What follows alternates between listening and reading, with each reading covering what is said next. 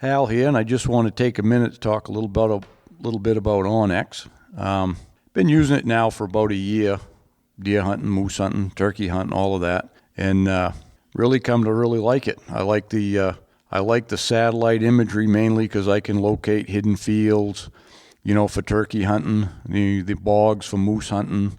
You can tell the different stage of cuts up here in the big woods for deer, whether it's clear cuts, select cuts, see the skid roads, and it's really a big help I found coming out at night. It's can really tell you like the easiest way to get out, if you got a couple miles, a couple hours to walk out. And so anyways, got the app on my phone, got the chip in my GPS, and I'm good to go. So not only that, it's used by 4,600 game wardens across the country, which is pretty incredible, and Bureau of Land Management, Forest Service, wildlife biologists, and all that.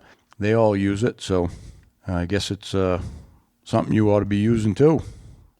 So anyways, go to onx.com and you punch in the promo code BWB, and you're going to get a 20% discount.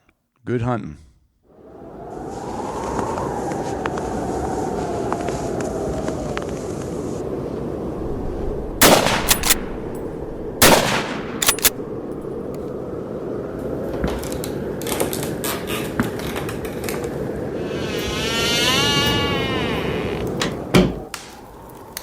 This is the Big Woods Bucks podcast. Come explore the big woods and timber in North America with your host, Maine Master Guide and deer tracking expert Hal Blood. Listen to Hal and co-hosts Lee Libby and Joe Cruzy as they unlock the secrets of big woods whitetails. Each episode will provide valuable insights in the tried and true system Hal has used for the last 40 years to scout, locate, and hunt mature big woods bucks. Listen and laugh as the crew discusses Hal's legendary adventures and learn how to apply a lifetime's worth of lessons from the big woods to your own hunting and outdoor adventures.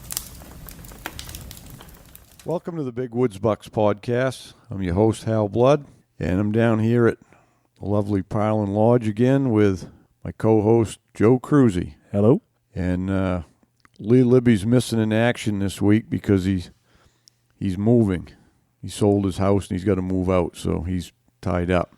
And did he sell his house or did he get kicked out? I don't know. We have to find that out pretty quick here.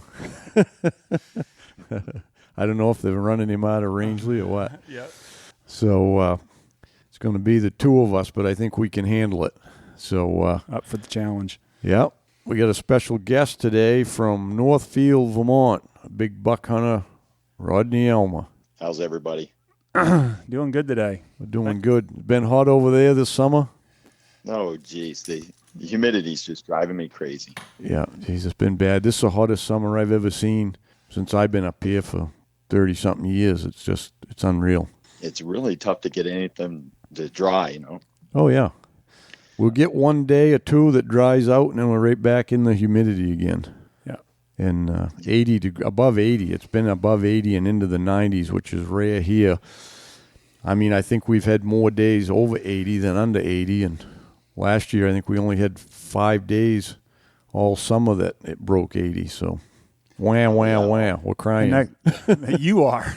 Yes, I am. Up next, Hal Blood with your weather. Anyone that doesn't know who Rodney is, which I think probably most people follow big woods bucks, probably follow mountain deer as well. So probably know who Rodney is and what his crew's about. But that's the name of your YouTube channel, Rodney? Yeah, we just started filming our hunting and did our best to just have fun out there and put it out so everybody could see it. Yeah, but that's the name of your channel is Mountain Deer. Yeah, okay. Yeah, I think your name and branding and everything is great. It really works well. It looks good. Well, it kind of went with the taxidermy. We were just kind of mountain deer all the time. So yeah, and we love deer up high. Yeah. So you brought up taxidermy, and so how long have you been doing taxidermy? Well, this is 35 years. Wow. Oh, yeah. You've been in it for a while. You don't look that old. Well, I did it part-time for 10 years, and I was a granite worker in Bowie, and did that for 19 years. Yeah. You say granite work or actually in the quarries? Well, no, I worked in a manufacturing plant. Okay. And we built regular monuments for cemeteries. Oh, yeah. But I also dealt with rough stock and stuff. Yeah. So tell us a little bit about your background with your hunting and tracking and that sort of thing. Have you always been into tracking, or? Well, I did it quite a bit when I was young. We grew up in a backcountry, city kid type thing, and we'd put on drives and follow each other around and have fun. And I saw a big buck. He came in from Maine. The fella I saw that huge thing laying on there, and I just said, well, Maine is a promised land back in the 80s. Yeah. Still is. Couldn't wait to get in on that. Hey, it still is, Well, for the most part, it really is. It was the first destination other than Africa. Yeah. So you must have been, being from Vermont, I mean, you must have been following the Benoits and everything through the years. Yeah, especially in the 90s. I read Larry's book, and of course, so we were all watching their videos. Those were awesome. And I want to say I was filming before they were, but, other than that. Yeah. Huh. You say you were filming before their films came out? Well, yeah, the boys had done it. I would go hunting, and when I came back, I wanted to show the boys everything I saw. So I just started doing that all the time, and they couldn't wait for Dad to come back after being gone for a week. And in the first few early years, I just hunted for a week, and then tried to go up. And when I came back, I brought one of them Sony Handycams with me, and the boys could see all the moose and all the deer and the stuff we saw and the places we drove. And it was interesting to them, and that really solidified them wanting to go. Yeah, that's cool. So you've got two boys? I have three sons. Okay. That Ryan, Casey, and Taylor that have all been to Maine, and I took them each one at a time as they went through hunter safety course and then went up, and they really liked my friends, and we had a great time. And it was a trip away, it was a join the men kind of thing. It was a extra way to become a man. Yeah, it's like a rite of passage. Yeah. Yeah, absolutely. Right. How old are they now? They're all in their 20s, working on 30, and they really enjoy it. They love, I think, the filming and that aspect of it even more than hunting now. And we're really spending more time filming than we are hunting. We're more filmmakers than hunters now, practically. Yeah. Yeah, that's I kind of just watching it I thought it was probably something like that, because the technology and using drones and editing video and everything is kind of a young man's game nowadays, keeping up with everything. And so I kind of figured they probably had a big hand in launching all that and doing all the YouTube stuff and everything. Well, yeah, at first I always would just come back with the tape and hook it up to a TV, and they'd all just watch it. And then later on, we made a few CDs and DVDs that you could watch on a DVD player. And of course, they're not anywhere near it doesn't play as good. It's not as reliable. And Taylor's like, man, we just got to put it on YouTube and just let everybody watch. And we've always hated commercials, always just loved what everybody did. And of course we always loved hunting. So it was a great idea, and it made us branch out a little bit more and do a little bit more. But there's a lot of sharing and caring that come along with hunting, and it's a great way to become a person, to discover yourself, go on adventures, have fun. And that was the whole point of the whole thing. And to encourage people, our audience, we're shooting for 15 to 45-year-old, men, especially people that are really interested. And even if they're not, we want them to like what they're watching anyway, so that they would like what we're doing, even if they may not be into it. Yeah, that's good. And I like how you put that, as far as it's so people can see what you're doing. Because I wrote an article a while back. I think I put it on our hunting club, but I wrote it about hunting camps or a special place.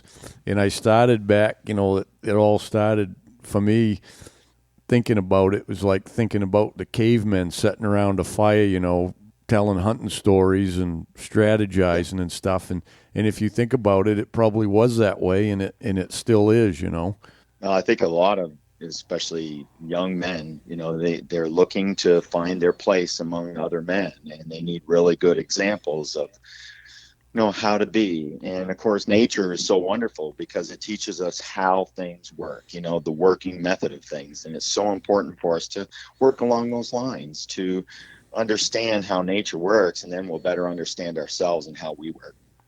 I love your philosophy. I love that. Yeah. That's really good. And you know, I see a lot of the problem nowadays is that people don't, even hunters, you know, they go out to hunt, but they're not really paying attention to anything else. You know, that they're out trying to shoot a deer or a rabbit, whatever they're trying to shoot, but they're not taking in the woods and seeing what else is going on, you know.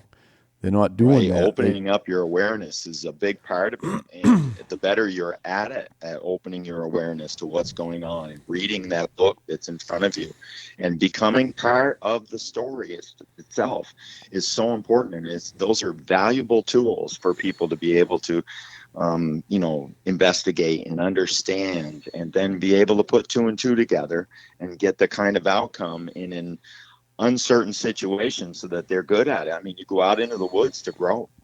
Yeah.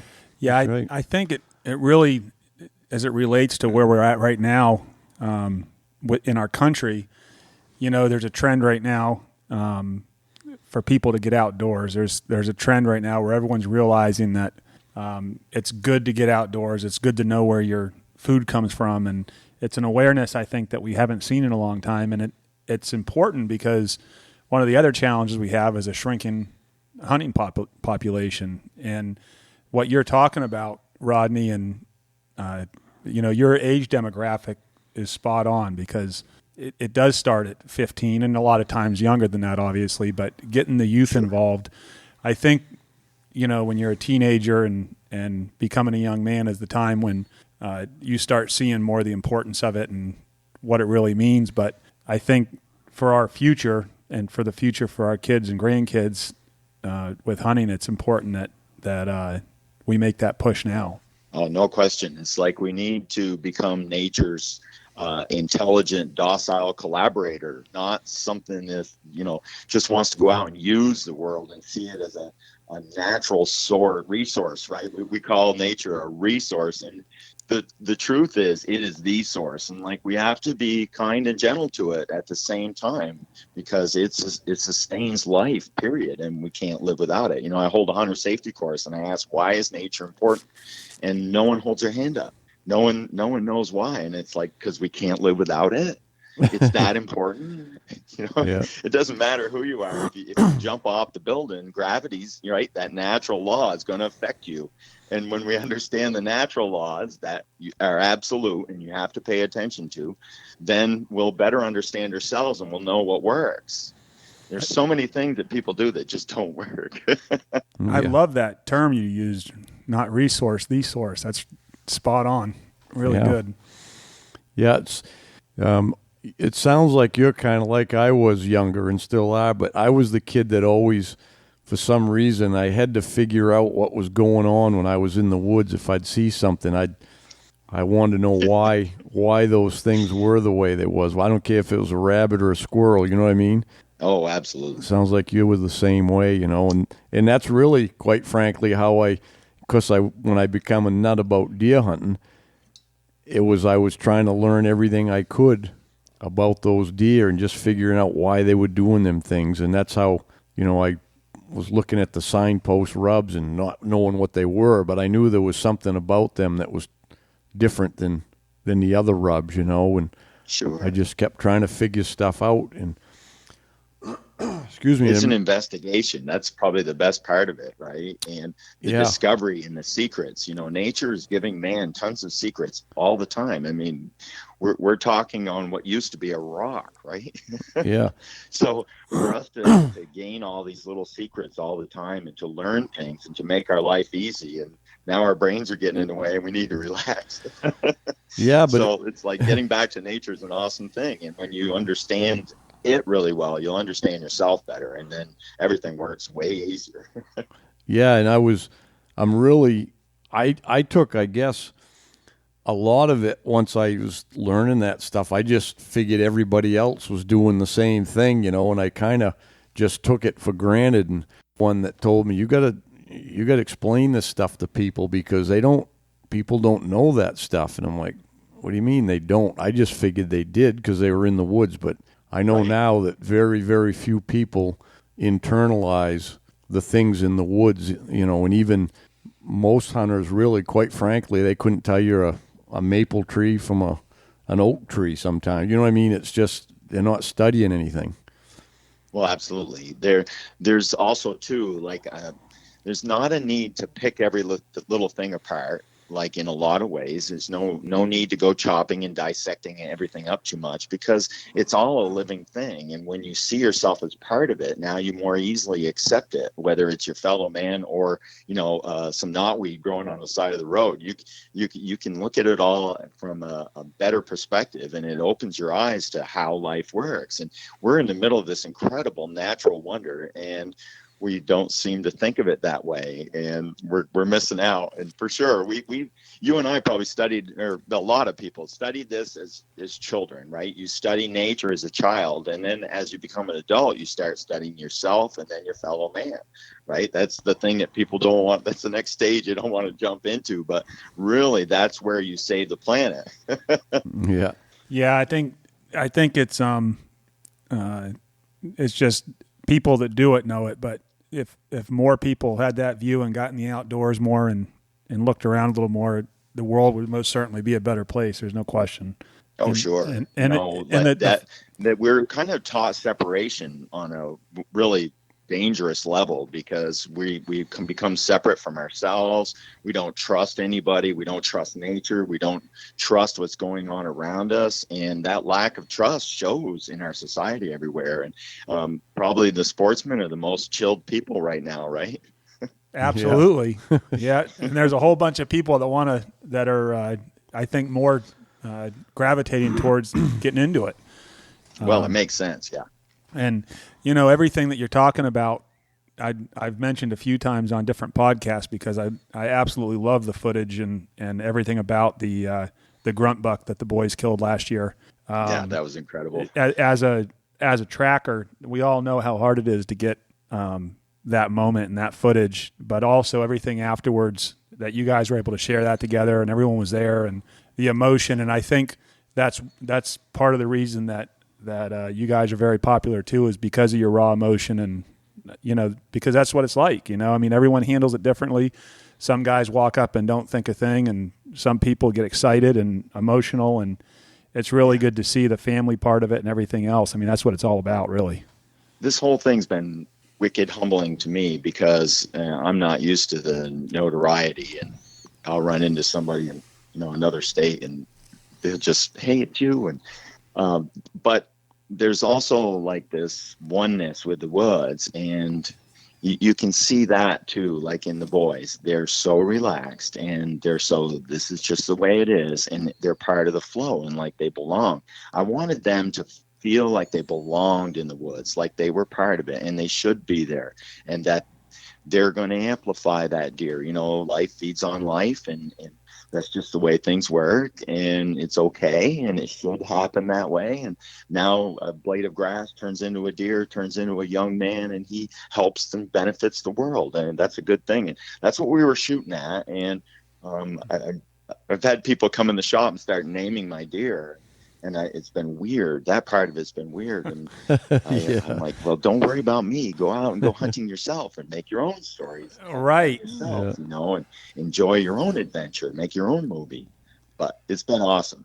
Yeah, it's funny what you said a minute ago about the deer feeding you. There was I started watching the show Yellowstone recently, which is an awesome show for anyone that loves the outdoors and right. Watches TV like that. It's a Kevin Costner show, and they had a scene just about that about how everyone kills, and that's how you live, and sure. Everything kills, and it's just part of the cycle. And I think that's not to go too deep into it, but that's the problem that we have, is that most people don't realize where it's coming from and how they get it, and they just want it, and they don't want to understand how they get hunting has to bring like some moral influence. Otherwise, it won't, be able to share its value with society. And when it does, when you get to see the good sides of it, it's really beneficial to everybody. And of course it is, especially to the natural world. And that's the important thing. Yeah. And it's I really enjoy, because I didn't have the, you grew up around it like Hal did.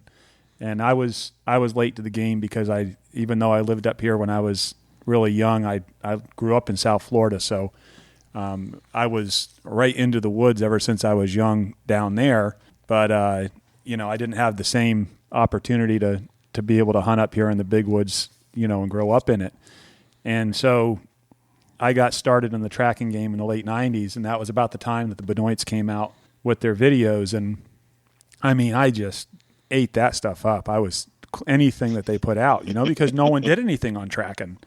And I felt like I was there. I remember those hunts, every one of them, and I'd watch them sitting on my couch in Florida and just be dreaming about being up here. And now that there's more places that people can get that content, I think everything that comes out and everyone that's doing it is great, because it's feeding that audience that feels that same way. Absolutely. Taylor says to me one day, "Give away your gold, Dad," right? And it's so important that you do that. I mean, everybody gave me a lot of gold. They gave us some gold, right? They gave us that inspiration and that idea to go and do something, and that it can be done. And tons of people have shared lots of their gold with me, and I'd like to share as much of mine with everybody else as I could. I mean, that's called evolution. It's a good thing. Yeah, absolutely. So you must have hours and hours of footage from back in the old days then. Oh my God. I've got high 8 tapes probably piled up on the shelf that's 4 foot long, the string of them. They hold a horrendous amount of stuff. And a lot of it wasn't, I didn't know squat about filming, and I wouldn't zoom up, and I wouldn't be steady enough, and I would only film for a second, and I wouldn't film people's faces, and I made tons of mistakes. We didn't have any training on any of that stuff, but now we've been studying it, and it's not easy to take an old guy like us and stuff a camera in his face. He feels self-conscious, and to be completely relaxed in front of a camera isn't an easy thing to do. But as soon as you get your ego out of there and you just go to being yourself, and you just be the true, most best self you can, and you try and film it, like to notice a Kodak moment and say, "Oh, turn the camera on right here, right?" It's taken us a while to get that. But the boys, because I did it early, the boys have had a chance to be in front of the camera their entire lives. I had them when they're just 2 years old, fishing. So when you have all that stuff and you do it for years, they're really used to it. And now that selfie generation can really connect with what they put out. And they also, especially like with Taylor editing, he does a lot of it from the viewpoint of an anti-hunter, from the viewpoint of someone who doesn't hunt, or from the hunter's perspective, right? You want to make sure that your audience, you're playing to all of it, and you're playing to what you're looking for as a goal, what you want to say. You're making a story, and the editing, of course, is everything, and how you go about it, and what you pick for music, and how you blend it all together. And it's important to tell a story, like, and to film a beginning and to film an end, and all those kind of things. We're learning. Yeah, it's funny you made the comment a minute ago about when the camera goes on for us old guys and we don't know what to do, because I had this conversation with Chris yesterday, how it's, if I walk up and just talk and meet someone and there's, you're just natural, you do your thing. I noticed this year was like the first time that I had a real quote unquote, someone that knew what they were doing with the camera going with me to follow every step. And I completely just, froze up kind of, because you feel kind of awkward just talking to the camera. It's something to get used to when you're not doing it all the time. Right. Yeah. Teresa being on the Fish and Wildlife Board, and also to us dealing with the department quite a bit as hunter safety instructors and chiefs instructors too. We teach people to teach courses. So that part of it has been really good, because we've had a fair amount of public speaking, and we're really comfortable in front of classes and stuff like that. And when you're just flowing in yourself, that's an attractive thing. And when you're emotional in a positive way and you're just flowing and being yourself, it is so wonderful to see that. We can all celebrate somebody when they're really happy and they're being themselves, and it's in a good way. It's so awesome. There's not really a better feeling in life, and that's what we're shooting for. And it seems to be coming out. People are just like crazy about it, and that part of it's good. So how young? Which boy's the oldest? Ryan. So how old was Ryan when you started dragging him in and actually taking him along on deer tracks and stuff? Well, they all had to go through hunter safety, even though they knew with me when they were young. We would go for woods walks all the time. From like 2 years old on, when they could walk real good. We were in the woods. I've got 100 acres here, so we were out on our trails, walking around, doing our thing.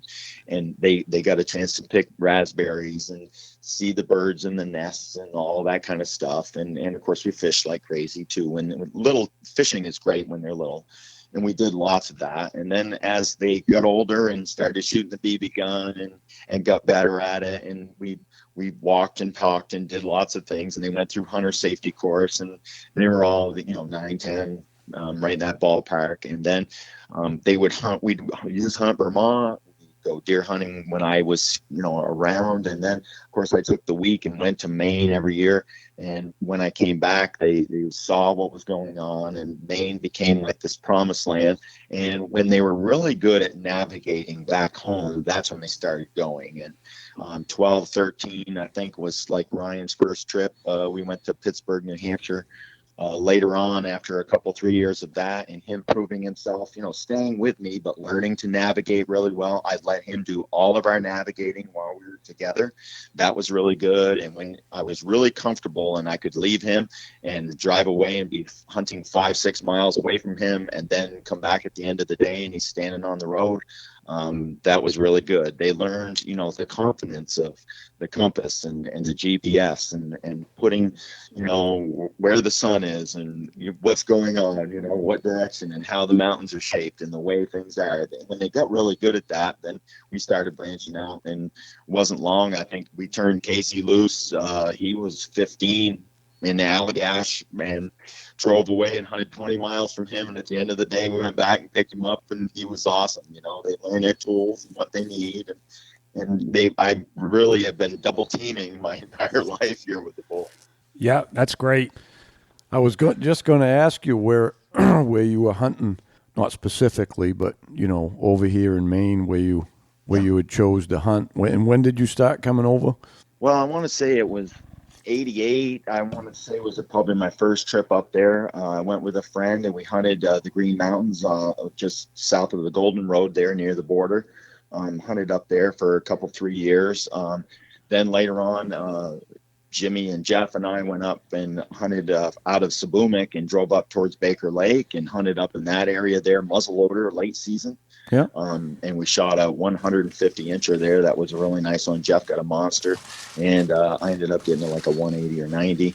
And in December, those were really big deer. And came back, and my brother-in-law and a couple other friends and I started going to range. So he said, well, it's only a 4-hour drive. You don't have to drive through the 8 or 9 hours of perfectly good deer country to get to more perfectly good deer country. So, and the number of 200s was a little more common down, with that second snow shower with mountain range off the Quebec plain. It's like the range, they just seem to have snow when other places didn't. Even up north sometimes doesn't have snow as early, and we needed to hunt the early part of the month.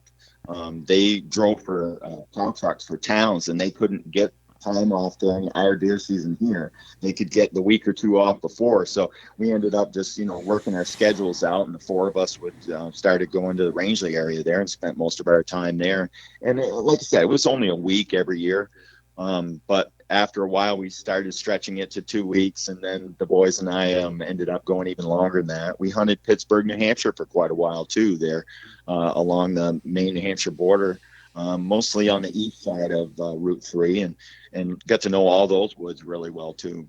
Yeah. But Rodney, just real quick, are you moving your phone a little bit? It goes in and out a little bit as far as it gets a little bit garbled. I'll keep it a little closer. They're perfect. Hey, it's Hal here. I want to talk to you about a new partnership we have with Yokohama Tires. And at Big Woods Bucks, we don't take our partnerships lightly. We focus on things that we can use and can believe in and trust. And I've been running a set of the Yokohama Geolander MTs for about a month now. And over the years, we've had a lot of trouble in the woods, with gravel roads, shale roads, and flat tires and stuff. And so I tried these tires out on a moose hunt, and they worked fabulous. I had no problems with them, and still testing them. But the thing I like, too, is I made a trip to New York, and they're for a mud tire, they're extremely quiet on the road. Probably the most quiet ones I've had for an aggressive tread tire. And so we're going to keep at testing them here, but I think they're going to be the ticket. I've used dozens of different tires over the years, and these look like they're going to be the ticket. So anyways, the tires are made right here in the USA, down in Virginia, all the light tires, light truck and car tires. There's like 51 sizes available, and they also have a Geolander XAT as a new tire that it's a little less aggressive, like more of an all-season radial. So anyways, check out their website, Yokohama Tire, and see if it's something you can use. Hey, Hal here. Just want to take a minute to talk about the hunting club.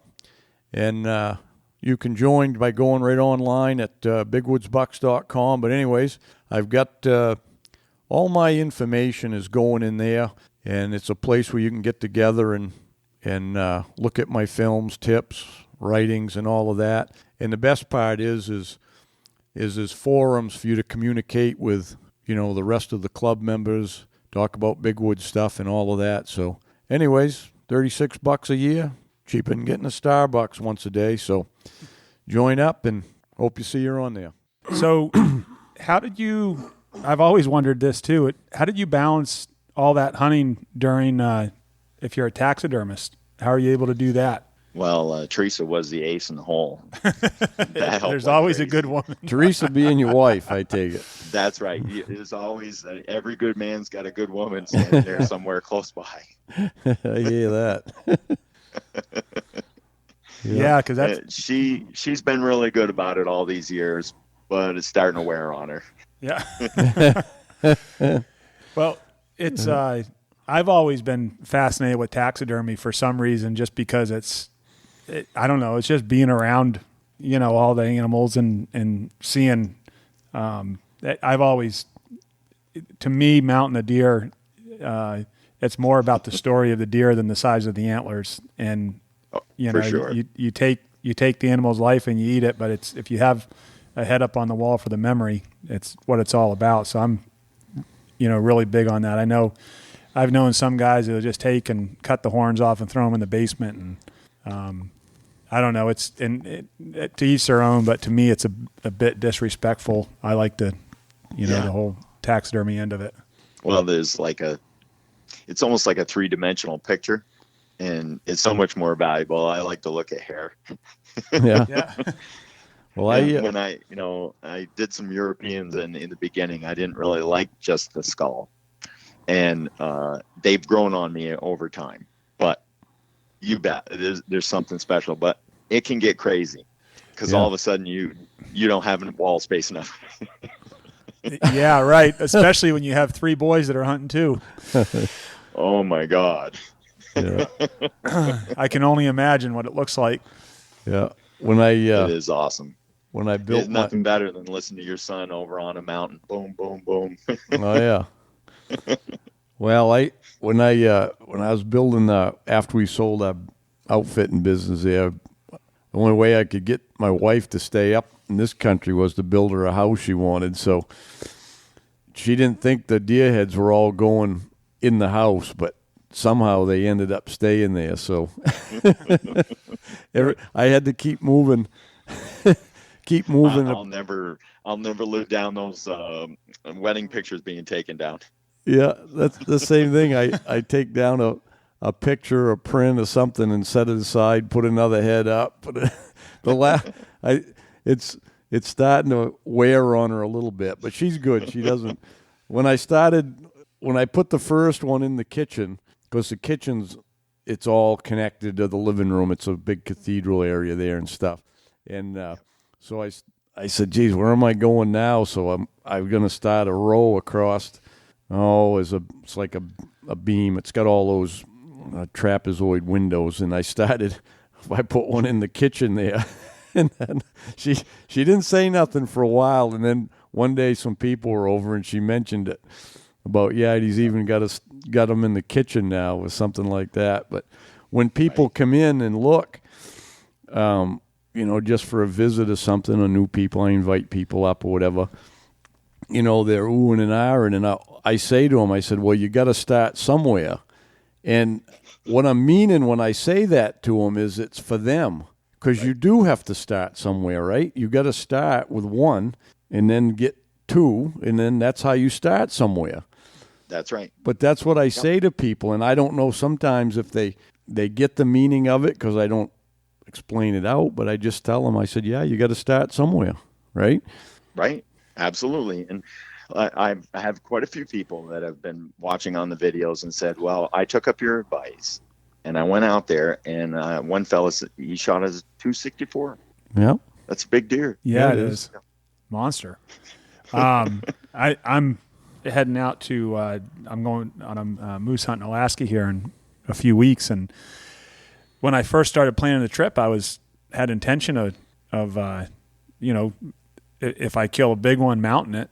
But it's when you get down to the brass tacks and all the trophy care and stuff to get the hideout and expense, it's a big thing because not only you got to worry about the weight coming out, but you got to bring, I think for each cape, they say bring about 50 pounds of salt in for, when you cape it out in the field and fleshing it and stuff. And it's so now that's the decision I have to make. Do I just, cut the skull off and try to get a cape later, or, right, what route to go? Sure. And how the hunt goes and what the animal's like. And right. Yeah. You kind of have to get ready for it all.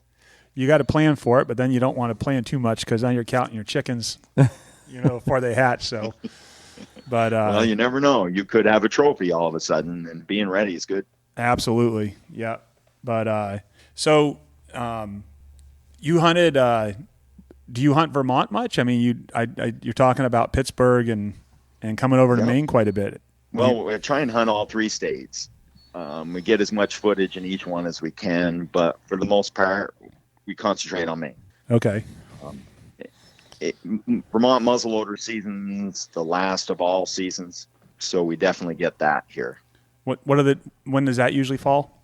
Usually in like the first or second week in December. Okay, so it's similar to Maine then. Second week. Yep. Okay, good. It's what do you? Obviously, you prefer Maine, but I've never hunted Vermont. What would you say the big differences are between the two? The deer in general are a little lighter. I've had a lot of does that are 106 pounds and they're 6 or 7 years old. So like you're not going to get a 200-pound linebacker out of her. But right. I think our average 4-year-old in Vermont's 174 pounds. So, and maybe 100 inches is a real good deer, but they're like the Afghani of deer. They're hunted so hard. See, our population, 15% of us hunt. You guys, I think, are 6 in Maine. You got your numbers down, Rodney. So, per capita, we're really crazy hunters. And there's a little more private land, and it tends to be a little more posted here. But it's good hunting. There's plenty of space, and there's plenty of opportunity. Right. So you were saying that 15%, so the 6% that are hunting in Maine, I'm going to say 3% are from Vermont. We see a lot of Vermont plates over here. Well, truthfully, that's the way it works. Even if you're in Ontario and you see tons of green plates, there's probably a big deer there. Like, we're professional deer finders. Yeah. If there's a good one around, there's a Vermonter on it. Yeah.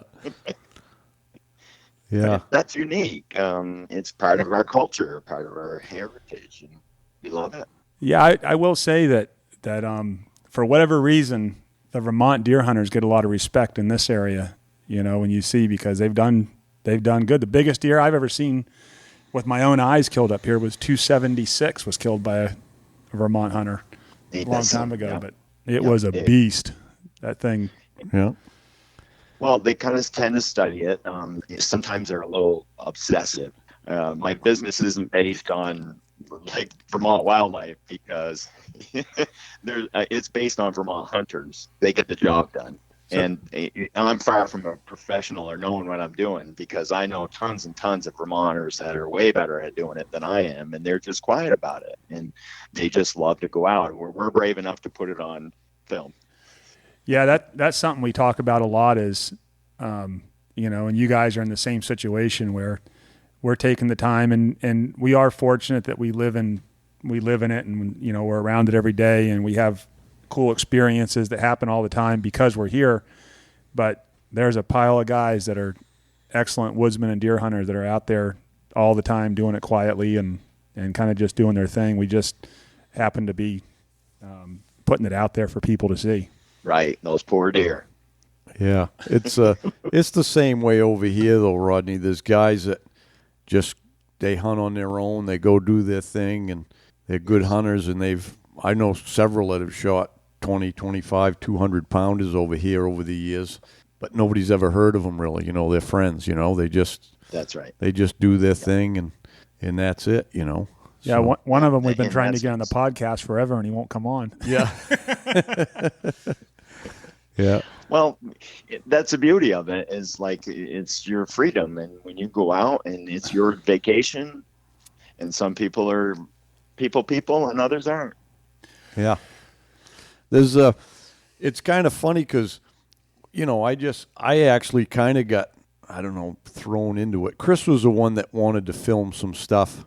It was after I wrote my first book there. I wrote my first book just because I wanted to, help some people figure out this big woods deer hunting because I had to figure it out myself. I figured maybe I could shorten the learning curve a little bit. And then Chris decided he thought he'd like to be fun to do some filming and stuff. And that's kind of how, we got started with things and trying to just show people what was going on in the woods and all of that. And I can remember, it was, a while after that. I'd been doing it for a while and doing the seminars and all that. And a guy come up to me one time and after a seminar and he said, "Ain't you afraid after you teach all these people how to deer hunt, there won't be any deer left in the woods or something?" I looked at him like, "No." I said, "You know why?" He goes, "Why?" I said, "Because most people ain't going to do it anyway. They love to listen. They love to view it. But there's only a small minority of people that are actually going to get out and get serious about, the tracking end of it and all of that. It's still the same. I mean, I can see, with correspondence and, mail from, followers and stuff that, I think we are inspiring more people, but there's still going to be a small percentage that take it to the extreme is what I call it when that's it, you're on it and there's nothing else, Yep. Yeah, but there's like a competitive mindset to the American sportsman that he's got to get over. If anything, it displays a bad side of him that it's really not attractive at all. Yeah, I like to think that there's a deer that's waiting for me, and that's the one. I always, and you're right on with that, Rodney, that the competitive thing, and I've always said you're not in competition with any other hunt. You're in competition with that deer that you're after. And that's all you got to focus on. That's the thing you got to worry about. I think a lot of people don't like it because, bringing all this attention to tracking in the area, they think that it's going to be more people here, and which is good. The area needs it. I mean, it's good for everyone. It's good for the people that are out doing it. It's good for the businesses that feed them and house them. And, it's positivity all around. So, Oh, absolutely. I think the American sportsman, when he relaxes about things and he doesn't go into nature trying to mine it, just goes out there looking for his small share. And if he finds a way to give back, now he fits. Yep. Have you followed recently the act that was signed the other day, the Great American Outdoors? Yeah, that sounds really good. It is. They say it's the largest piece of legislation focused on the outdoors in history. It's billions of dollars, and what they're doing is funding, federal lands and state lands, and fixing infrastructure and things that has to be done to get more people out there. And the thing that I really liked about it was how bipartisan it was. I mean, there was very few people that voted against it, so definitely a step in the right direction. We got to do something. With Teresa being on the board, and even the anti-movement has kind of grown some, and even they don't realize how they're being counterproductive to what's going on. They're not actually being part of the solution. No, they're not, because they think hunters, their view of hunters is we're out there, killing all the animals and raping the land. But we're truly the only ones that protect the land. There isn't very many anti-hunters that are out there, doing any benefit to the woods, in nature. No, they're not contributing the billions of dollars. No. And they're truthfully, they will have no way to be able to do that. Right. When you force change, sometimes it makes it worse. You don't actually help. Yeah, that's right. But I think a lot of them don't care about that anyways, No, that's not part of their agenda. Yeah. No, and that's what we got to do is get rid of our agendas. Yeah. Yeah, and it's we always joke a lot about the political side of it, and we try not to get political because we do understand. I mean, although if you look at it as a whole, the outdoor community typically in the past has leaned more conservative, but we really do have to stop looking at it like that, and we have to make it a bigger tent and get people, because that's how you make it grow. We already have our audience. You have to get people, and I think Lee's film touched on that some, because his videographer, it opened his eyes to something he'd never seen, and it's you can't go wrong when you do that. There's no negative to it. Sure. Well, the boys ended up meeting this fella that is from the southern part of Maine, and he's not really hasn't hunted that much in his life, and he was out with us the day Taylor shot his 200-pounder, and that him going through that experience with us was so good, because he's like, wow, I didn't know what this was like. And he's a film producer, and he sits down at the end of the day with us as we're watching our raw footage for what we shot that day while we're eating supper. And we're discussing how we want the film to go when the time comes. Because, with 7 or 8 cameras, you've got a lot of things to watch. And we're putting it all together. And then afterwards, we all just stop and we stare at him and we say, well, what do you think? Because this was his first time going to deer camp and seeing what it was like. And he already knew the boys some, and he's a complete outsider. And when you bring an outsider into it and you sit down and they see it all happen, and then afterwards they say what they say, it's so awesome. Oh, yeah. Because we actually can, I think, benefit from their point of view on things. You know what I mean? Sure. It'll help us, think about how the other side might view hunting, and which makes it, I think, easier to, I don't know about easier, but it makes it, us can understand what we need to do to move the needle in their direction a little bit. Yeah, take a better look at ourselves. Yeah. You want to meet your worst enemy, look in the mirror. Yep. Yeah. I'll tell you for sure. a person that a guy that really, I think, has probably helped out the hunting community recently a lot is Joe Rogan, because Joe Rogan is what you would consider, he was, left-leaning guy, very opinionated on a lot of things, and he was exposed to hunting by Steve Rinella, and absolutely just it caught him. It like it does most people. If you just expose that little fiber, that little piece in your body to it, that because I think it's in all of us somewhere, and yes. And with him it stuck, and so he's been a great advocate of the go out and hunt, eat what you kill. It's all natural. It's better. And I mean, he rails on farm raised everything, and it's all about natural. So I think that's a real positive step in the right direction with someone like him that has a great platform to spread the word. Oh, sure. I love Donnie Benson. Oh yeah. His is really good. Yep. And that's more a big screen kind of thing. It's really good. Yeah. We're actually going to We're actually we're going to have Donnie's cameraman on the next podcast. Oh yeah. Yeah, his name is Will Altman. He lives actually down here in Maine, down on the coast. Sure. Yeah, him and Taylor have been talking quite a bit. Yep. Yeah. Small community, really, when you boil it down. Yeah. Well, sure. Yeah. And the family thing is the other thing that's really important. Deer camp is important, but family too is. Oh yeah. And when you mix that in with it, and when you mix in women and girls being part of it, that's another really big bonus.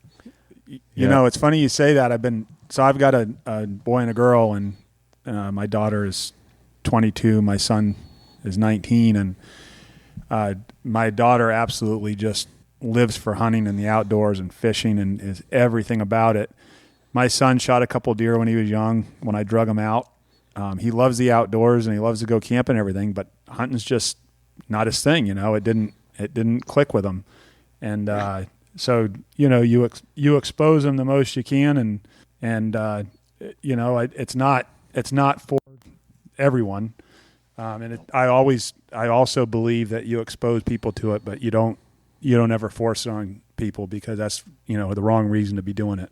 Yeah, force and control is not a good idea under any circumstance. No. Yeah, it was the first. It was like the last youth day he could go out, and I'm like, I was all excited, you know, and he's like, yeah, you know. It was like a dagger to the heart, but you know, I got over it.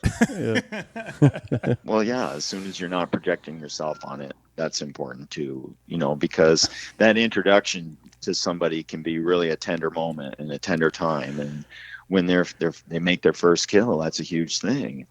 And how tracks his deer and how I do it, how we each deal with the death, or how anybody goes through what they go through. It's their journey. That's right. It's a big deal. Yep.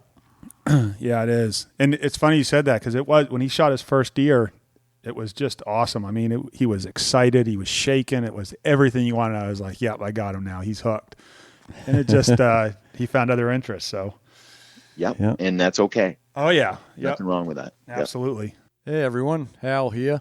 Just want to take a minute to talk about the Woodman Arms muzzleloader. We got them all set on the website to build your own, and or buy your Big Woods Bucks model. Either one you want to do. But anyways, we've tested a lot, and I can honestly say it's the most accurate muzzleloader on the market. Best to carry in the Big Woods or anywhere else at 5.5 pounds. You can't go wrong with it. So get on there and check it out. Hey guys, Joe here. Wanted to take a few minutes to talk about Lake Parlin Lodge. We're a 4-season lodge located just south of Jackman. We've got cabins, lodge rooms, mini lodge. We're a big snowmobile destination in the winter, full restaurant, bar, all the amenities that you need for your trip. Open obviously through the summer, right on the lake. Kayaks, canoes, all included with the cabin. We also do a lot of weddings, so if you're looking for a destination wedding, we can do a wedding up to 200 people. And, of course, we've got our hunting season, moose season, deer season. So check us out. We're at lakeparlinlodge.com. Yeah, so the gray-haired audience is sold. We're into it. That's right. Yeah. Well, I'm looking forward. I talked to Taylor a little bit. You know, we tried obviously getting him on here with you today, which would have been real good too, or one of the boys anyway. But so we'd like to. Crazy busy. Yeah, that's what he said. So we would like to, maybe we can work it where we can do it in person sometime and have a couple of you guys over, or we'll meet up with you or something. And sure. And because it would be it'd be kind of cool to have the family perspective and everything too. Yeah. Right. Maybe Absolutely. we could meet up in Rangeley and do it over at Lee's place, and then that's kind of halfway for both of us. Even during the season or whatever would work. Anytime. Sure. Well, during the season won't work much for us, but I was going to say, bite your tongue, Rodney. I was trying. Yeah. So do you guys, again, like Hal said, not to get specific, are you guys, you more in the western area of Maine these days when you're hunting? Yeah. Pretty near everything is all on paper company land, where it's all open land and you can just go help yourself. Been kind of doing the same thing in the same areas, pestering them same few deer. Yeah. So tell me, in watching the videos, we can piece together the boys and stuff. So Cocoa Puff, has he just been a buddy of yours you've been hunting with for a long time? Yeah. I met him quite a few years ago, and the boys know him. He's practically an uncle, Right. Yeah. Yeah. You can tell he's like family. Oh yeah. So it's great when your kids can like your friends.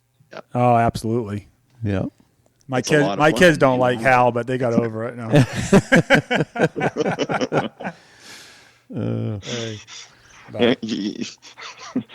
It's not quite relatives, but Close enough, right? Exactly. That's right. So you must be right straight out on deer heads right now, because this would be about the time of year that everyone starts getting them back. Oh yeah, I'm right in the middle of like some of the rifle season deer right now. Most of the bow and arrow stuff is done. All the bears are pretty well squared away. I'm down to just the last couple of those. All my fish are done. All the turkeys and birds from last spring are all done. And nice. And this last season was probably the most 4-year-olds I've ever had. Oh, nice. That mild winter 4 years ago made it so good, and there was so many fawns from that. Now they're all mature, beautiful. It's probably something to do with, having track and snow pretty much the season too. I know that always helps, with absolutely killing the older deer. Yep, definitely. And they all seem to die right in that Thanksgiving ballpark. Most of the big ones are coming into the shop just before and just after Thanksgiving. That's when it's really, really happening. Right when the rut's on. Yep, them big ones. Or even if it's starting to wind down just a hair and the big boys are really moving, looking for does, they're circulating more. They don't have one. Yep. And people are just boom, boom, boom, boom. Yeah, I would think as a taxidermist, you see that year after year and have that narrowed down pretty well is when the big ones are falling. Well, that's one of the things about the management in Vermont. When we went to the antler restriction and we had started pulling teeth to find out just exactly, the buck age class structure.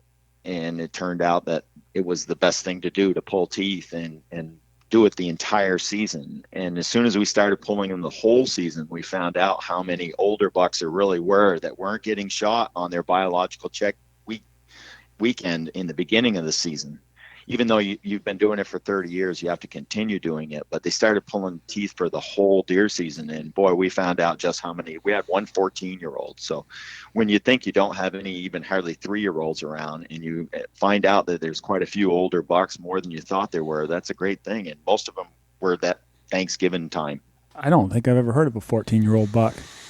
Isn't that amazing? It's unbelievable. Yeah. I know. And of course, when you're pulling the teeth, for sure that you've got one that old. It's not a guessing game just looking at a jaw. To survive that many Vermont hunters is incredible. Yeah, it's amazing over there.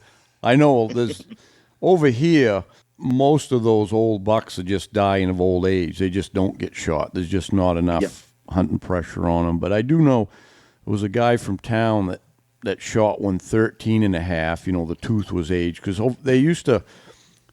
Back in the 90s, they used to take a tooth on all of the bucks over here.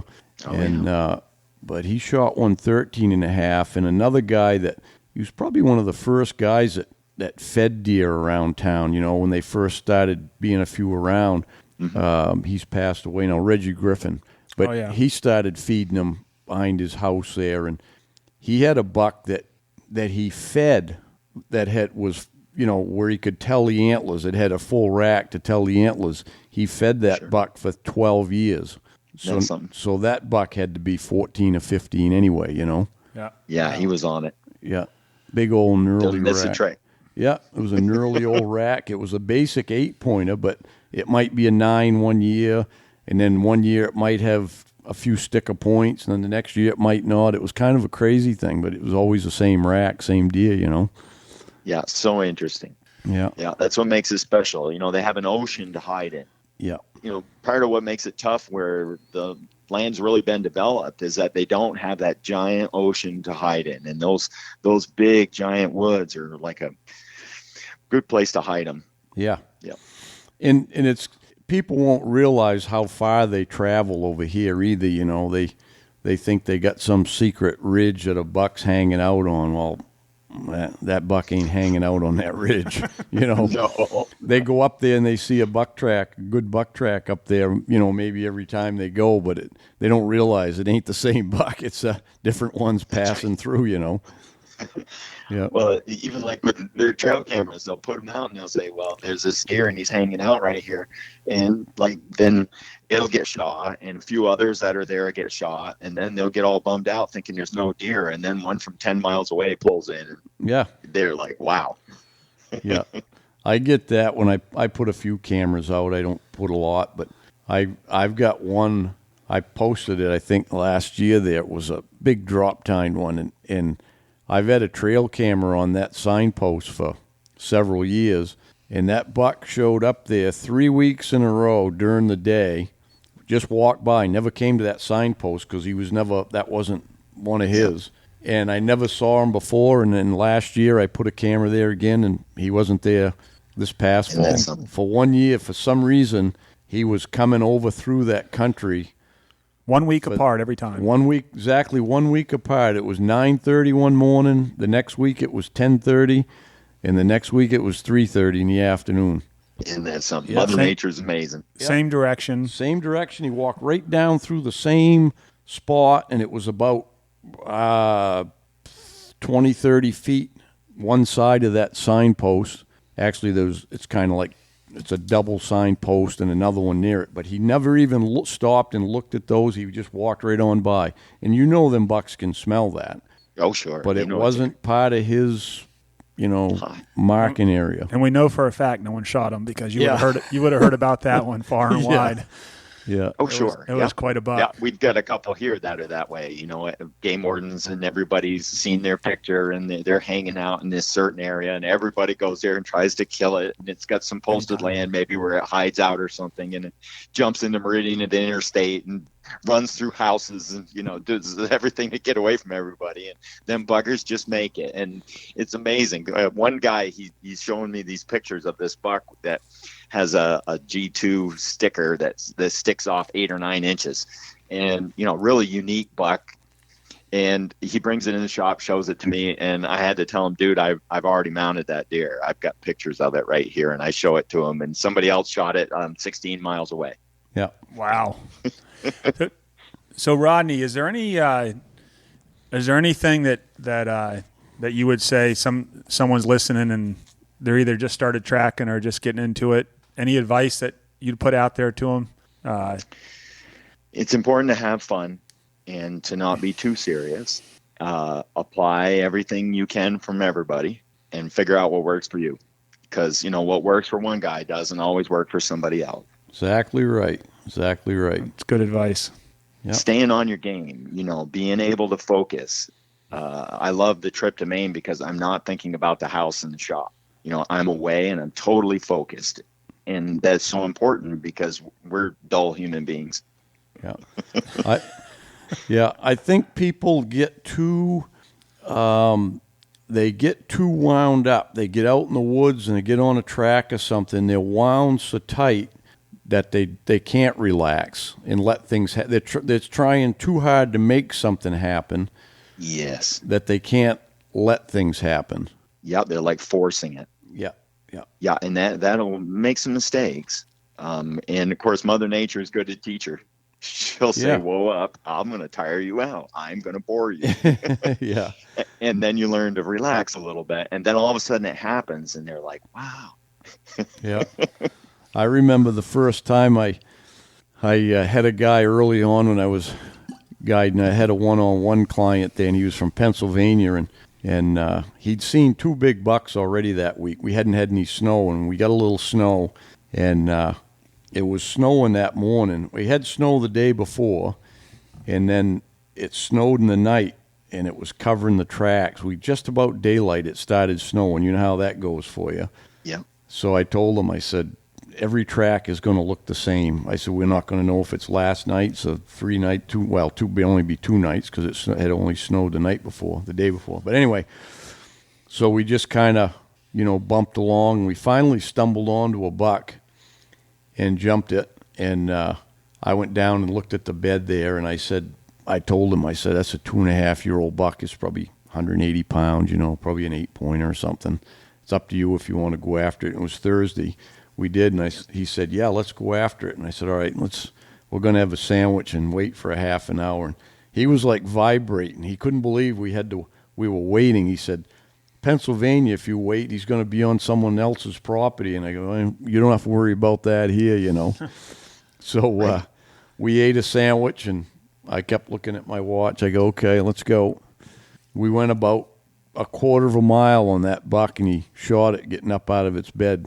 It had just stood up. I see it get up behind a blowdown. It was walking down out of the blowdown there, and he shot it right there. And he couldn't even, you know what I mean? He couldn't believe that would happen, Right. Well, this is like an intellectual mindset that people need to know things. And there comes a point when you need to unlearn things, right? Because like all of a sudden you've got this, like these things that aren't true that you were thought or you were taught wrongly, and they don't apply. Well, yeah, because and I spend more time unlearning things. Yeah, I found that out because when I started guiding, I'd have people from all over the place, from here to Pennsylvania and maybe even beyond, some of them. And that's all. None of that's big woods hunting, really, No. So what I started telling people was you have to forget about what you know about deer hunting and learn about deer hunting in the big woods, because I said it's totally different. I said most of the stuff you're thinking and you've learned, and you might be the greatest hunter in your area, but you're going to have to relearn and start from scratch. Yeah, it's because I said it's like hunting an elk or a mule deer. It's not like hunting another deer. It's a totally different animal. Well, even like our children or anybody, when you're learning something, it's important to put your ego away, like your personality. Like if you're scared to make a mistake, or you're scared to do something wrong, or you start worrying about the outcomes, now you don't pick up and learn, and you're not alert as you need to be. Yeah. And it's important to not, you have to put your ego away when you're learning something. Yep. Yep. Good advice. Yeah. Well, been great talking with you, Rodney, and great having you on. Yeah. Really appreciate it, Rodney. Well, it may take longer to talk to the boys. They're worse than me. That's all right. We can make it as long as we want to. Yeah. Yeah. So, well, have fun this fall.